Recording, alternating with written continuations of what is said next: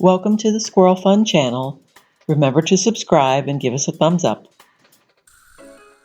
In 1933, when newly elected President Franklin D Roosevelt lifted the ban on alcohol, he famously said, "I think this would be a good time for a beer."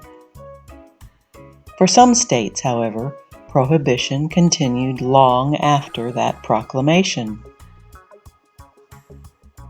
The Volstead Act, also known as the Prohibition Act of 1919, gave U.S. authorities power to enforce the 18th Amendment to the Constitution, which banned the sale, manufacture, and transportation of intoxicating beverages. These were defined as any drink containing more than 0.5% alcohol by volume. The 18th Amendment took effect in 1920 and heralded an American era forever associated with gangsters, bootleggers, and speakeasies. The Prohibition movement evolved from the religion-based temperance movement of the late 19th century, in part as a response to the explosion in the number of saloons around the time of World War I. A number of individual counties and states, particularly in the South, adopted their own local prohibition laws prior to the national ban on alcohol in 1920.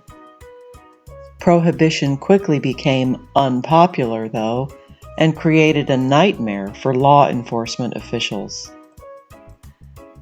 In 1933, shortly after he was elected president, Franklin Roosevelt amended the Volstead Act with the Cullen-Harrison Act, which allowed the manufacture and sale of light wines and 3.2% beer. In December of that year, he ratified the 21st Amendment to the Constitution, ending national prohibition. As well as being the first and only amendment to repeal a previous amendment to the Constitution, the 21st Amendment enabled individual states to use their own discretion in deciding when to repeal prohibition. So, depending on where you live, prohibition may not have ended in 1933. Mississippi, the last dry state, did not repeal it until 1966.